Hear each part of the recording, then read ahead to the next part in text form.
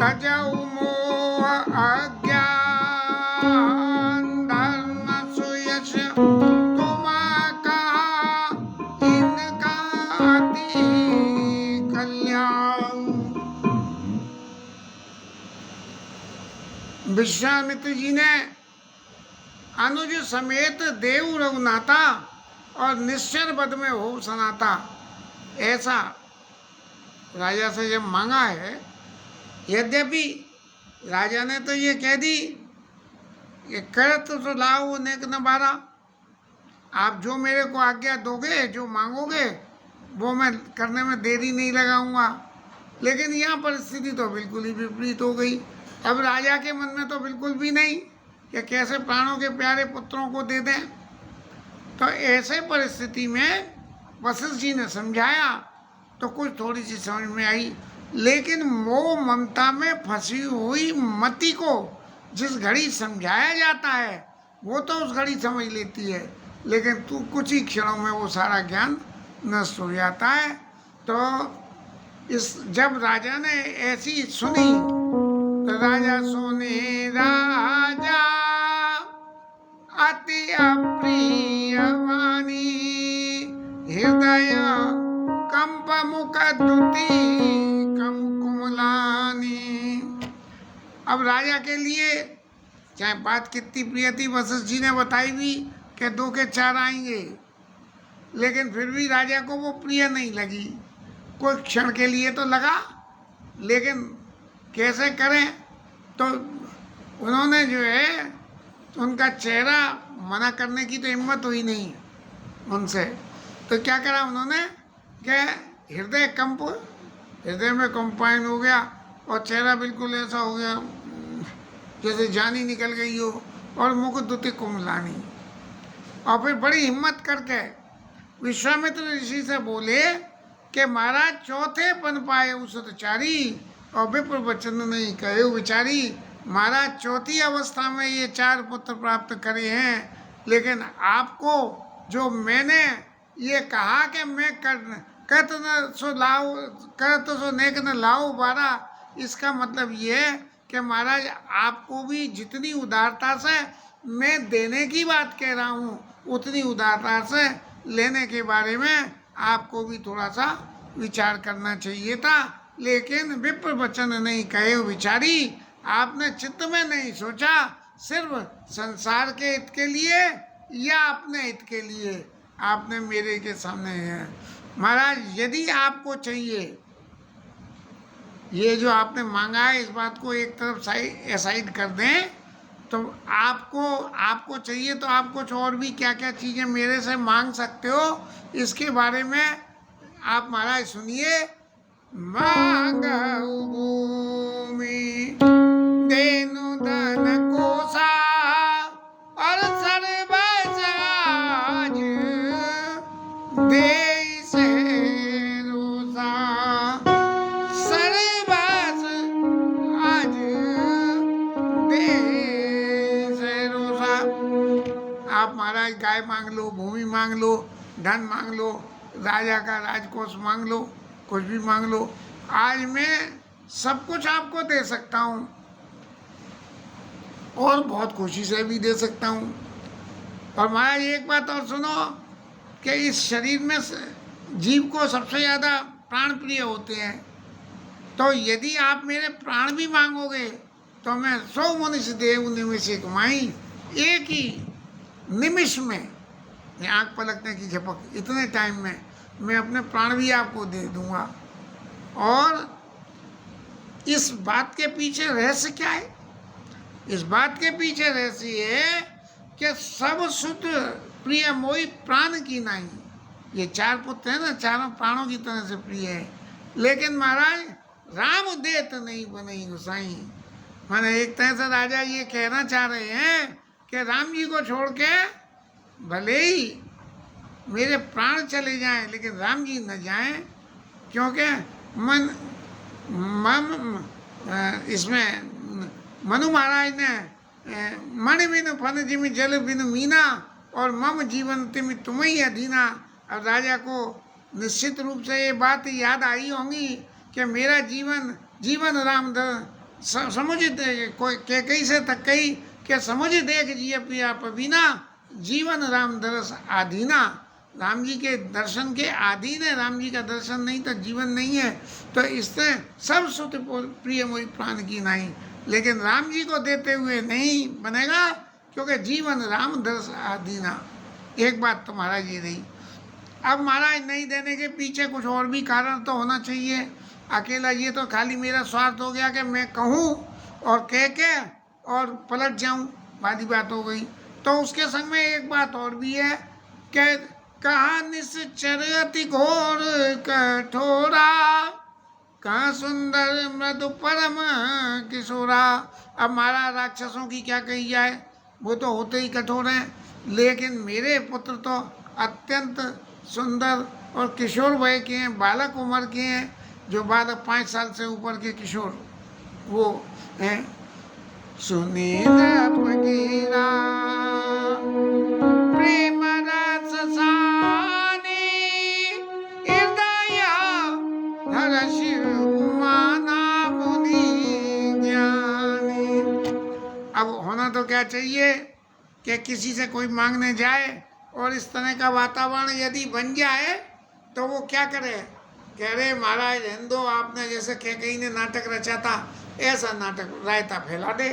लेकिन विश्वामित्र ऋषि को मन में कितनी खुशी हुई है कि हृदय हर्ष माना मुनि ज्ञानी, कि देखो ये महाराज दशरथ धन्य है जिनको भगवान के प्रति इतना स्नेह है कि एक निमिष में मैं शरीर के प्राण तक को दे दूंगा, लेकिन राम दे तो नहीं बने गोसाई। इस तरह से तब वशिष्ठ बहुविधि समझावा और नभ संदेह नाश का पावा। अब राजा का संदेह क्या था, वशिष्ठ जी महाराज ने समझाया कि महाराज आप इन्हें दे तो दोगे, लेकिन देने से न तो तुम्हारा घाटा होगा और न इनका घाटा होगा, इनका भी काम हो जाएगा। और तो और सही भगवान की जो लीला स्वरूप का जो प्रोग्राम है वो अच्छी तरह से एक्टिवेट हो जाएगा। ये प्रत्यक्ष में भगवान है ऐसा आप न समझ पा रहे हो, वो बात अलग है। लेकिन रामो विग्रहवान धर्म साक्षात रूप से राम जी का रूप रख के आया हुआ है। और धर्म का काम क्या है कि अधर्म को मिटाना और धर्म की स्थापना करना, भगवत भक्ति और ज्ञान की स्थापना करना। तो राम जी महाराज इसी उद्देश्य से तुम्हारे यहाँ आए हैं और इसी उद्देश्य से तुम्हारे यहाँ आने से इसलिए आप इनको देव भूप मन अर्चित तजऊ मोह अज्ञान और धर्म सुयश प्रभु इनका तुम काती कल्याण। ऐसी इतनी बातें जब राजा दशरथ ने सुनी तो इन सबको सुनने के बाद में उनके मन में थोड़ा सा ये विश्राम आ गया कि अब जब गुरुजी महाराज जिनकी कृपा से ये 4 पुत्र प्राप्त हुए हैं, आज वो ही धर्म की रक्षा के लिए इनमें से 2 पुत्रों को रुपया दे के अठन्नी मांग रहे हैं, तो क्या गलत कर रहे हैं। तो वो जो है यज्ञ की रक्षा के लिए 2 पुत्रों को यदि दान कर दिया जाए तो इसमें कोई घाटे का सौदा नहीं है। तब उन्होंने अपने अति आदर दो तनया बुलाए, हृदय लाई बहुभांति सिखाए। बड़े आदर से अपने दोनों पुत्रों को राम जी और लक्ष्मण जी को बुलाया। महाराज मांगे तो उन्होंने 2 ही थे और दोनों में तो, लेकिन फिर भी राजा चाहते तो कुछ कह सकते थे कि महाराज अब आप जो है ऐसी बात है तो राम जी को ही ले जाओ, इतनी बात है लक्ष्मण को क्यों संग में ले जा रहे हो। लेकिन वो ये बात अच्छी तरह समझ रहे थे कि बारी देनी पति हित जानिए, लक्ष्मण रामा शरण रति मानी। अपने बचपन से ही माने जब से बारी थे, जब से जन्म हुआ तब से भगवान लक्ष्मण जी महाराज ने राम जी के चरणों में रति करी और लक्ष्मण रामचंद्र बारी तेपति जानी लक्ष्मण राम चेतवानी। राजा दशरथ ने जब इस स्वरूप को देखा, ऐसा शायद गोस्वामी जी के ग्रंथों में देखा हुआ है कि लक्ष्मण जी महाराज बचपन में राम जी के चरणों की तरफ सिर करके और उनके अंगूठे को चूसा करते थे। अब ऐसा दर्शन तो राज समाज में सब लोगों ने ही करा होगा। तब जो है राजा को ये मन में विश्वास हो गया कि यदि मैं अकेले राम जी को भी दे दूं तो इनका काम तो हो जाएगा, लेकिन फिर भी जो है लक्ष्मण जी तो राम जी को छोड़ के रहेंगे नहीं, इसलिए अति आदर दो तनय बुलाए, हृदय लाई बहु बाती सिखाए, हृदय लाई बहु बाती सिखाए। और हृदय से लगाया और उन्हें शिक्षा दी। अब शिक्षा क्या दी कि प्रभु जी आपको लेते जा रहे हैं, ऋषि हैं और सब तरह से आपका हित होगा, सब तरह से आपके हितों की रक्षा करेंगे। और इन्होंने कही है कि धर्म सुयश प्रभु तुम का, मेरे को धर्म का यश मिलेगा कि मैंने पुत्र दान दिए, और इनका अति कल्याण, तुम्हारा भी कल्याण होगा। अब कल्याण कैसे होगा ये बात तो गुप्त ही रह गई, लेकिन प्रभु तो सब जानते हैं। बोले जो जिस स्वरूप के लेकर इस पृथ्वी पे आना पड़ा है उसका मूल उद्देश्य ही राक्षसों का नाश करना है। और विश्वामित्र जी के संग में यदि हम रहेंगे तो जब जिस वक्त राक्षसों का विनाश करेंगे, उस विनाश के करने में कोई हमसे किसी तरह की कोई गलत काम भूल हो तो ऋषि महाराज हमारे संग में, हमें इनकी आज्ञा का पालन करना है। और हृदय लाई बहुबात सिखाए कि ऋषि महाराज जो कहें उसी आज्ञा को पालन करना, चाहे वो कितनी क्लिष्ट हो या सरल हो। और विश्वामित्र ऋषि से कहा, मेरे प्राणनाथ सुत दो तुम मुनि पिता आन नहीं को, ओ मेरे प्राणनाथ सुत दो, ओ मेरे प्राणनाथ सुत दो, तुम मुनि पिता आन नहीं को।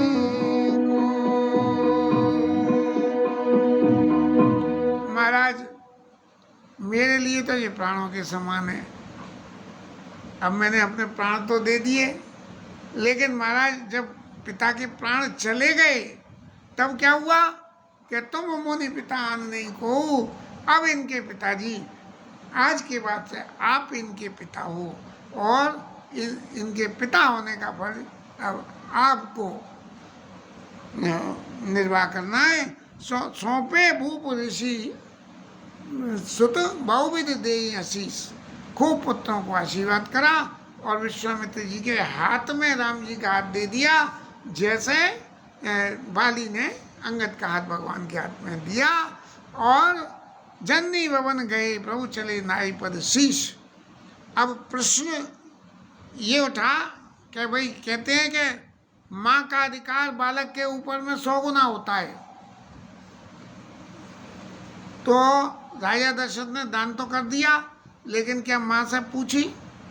जब माँ से नहीं पूछी तब माँ से पूछनी चाहिए थी, लेकिन प्रभु मर्यादा पुरुषोत्तम है, इसलिए उन्होंने क्या हुआ कि जननी भवन गए प्रभु, वहाँ द्वार तक गए, क्योंकि माँ के पास यदि मैं चला गया और माँ ने रोक लिया तो मेरी सारी लीला का क्रम खत्म हो जाएगा। यद्यपि भगवान वरदान दे चुके हैं माँ को, लेकिन फिर भी लीला स्वरूप में लीला की मर्यादाएं पूरी करनी पड़ती है, इसलिए द्वार से ही माता के शीश नवा के जननी भवन गए प्रभु और चले नाई पद शीश माँ के चरणों में द्वार से और प्रणाम करके और आगे माँ से कुछ भी नहीं कहा कि मैं ऋषि के संग जा रहा हूँ, पिताजी मेरे को भेज रहे हैं। जन्नी भवन गए प्रभु चले नाई पद शीश।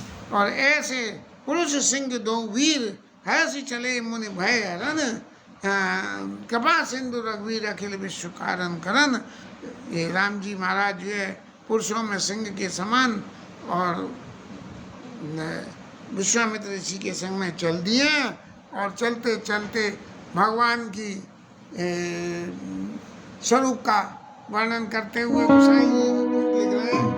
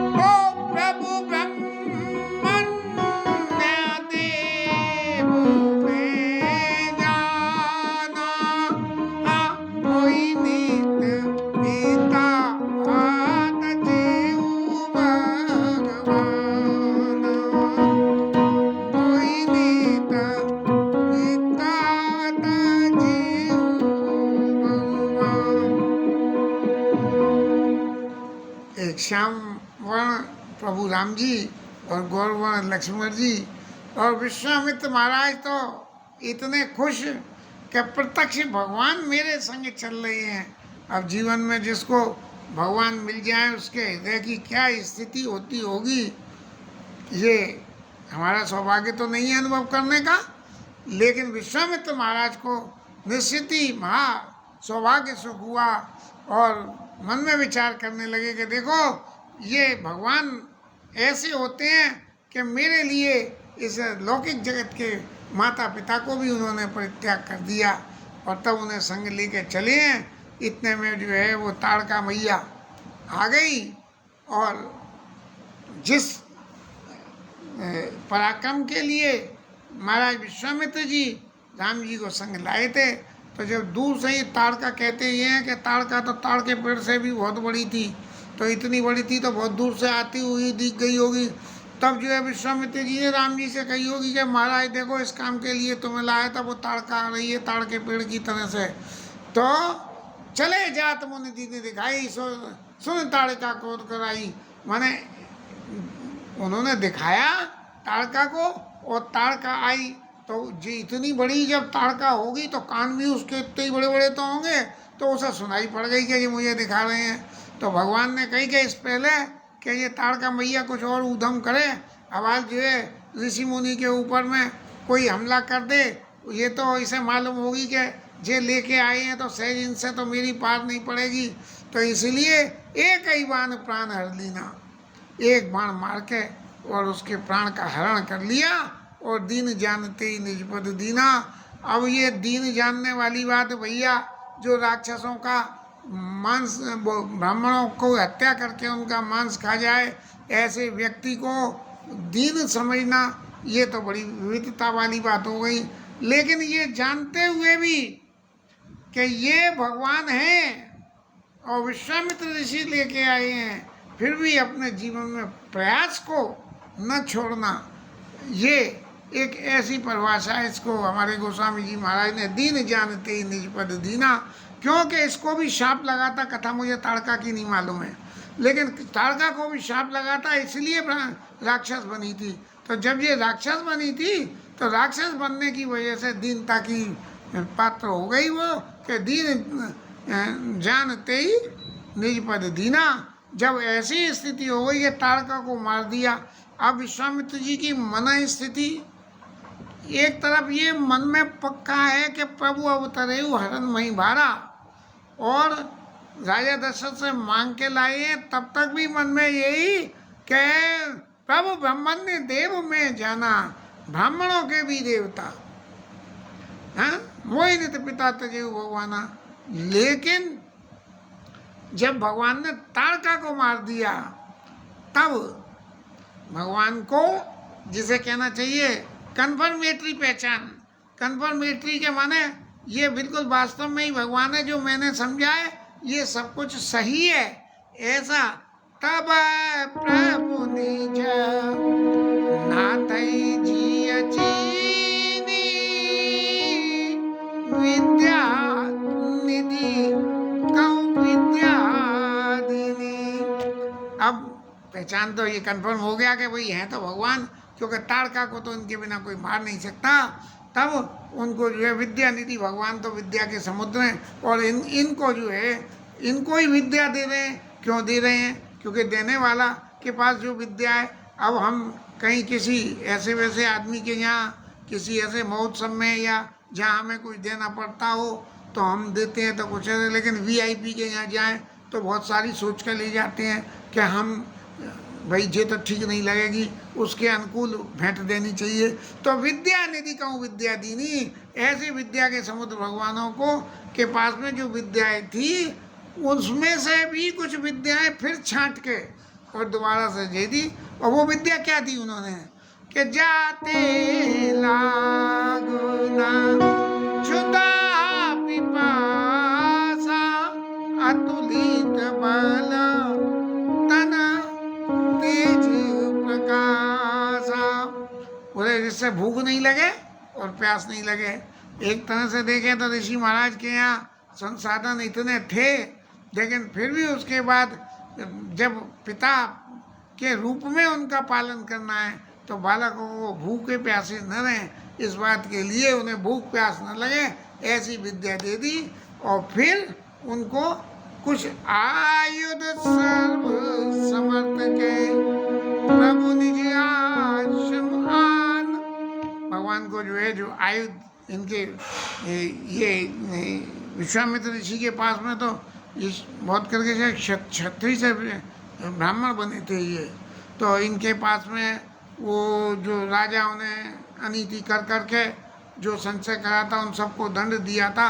तो वो जो आयु थे आयुध सर्व समर्थ के, बोले अब प्रभु मेरे पास में आ गए, अब मुझे आयुध इस्तेमाल करने की क्या ज़रूरत है, ये सारे आयुध तो मैं भगवान को ही दे दूँगे। महाराज आपकी संपत्ति तन मन धन सब कुछ है तेरा, प्रभु सब कुछ है तेरा, और तेरा तुझको अर्पण क्या लागे मेरा। ऐसे ही विद्या निधि कहूँ विद्या दीनी, जाते लागना क्षुधा पिपासा, अतुलित बल तन तेज प्रकाशा।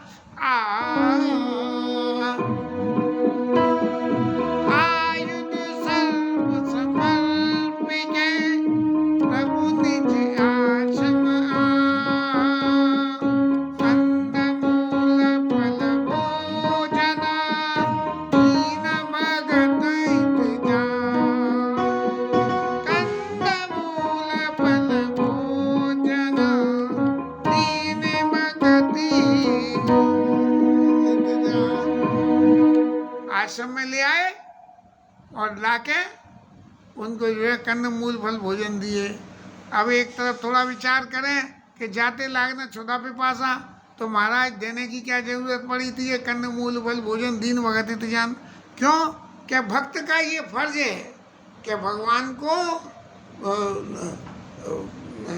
ये नैवेद्यम नैवेद्यामी, ऐसे जो है भगवान को भोग लगाए, ऐसे भोग लगाने कंदमूल फल भोजन दीन भगत हित जान।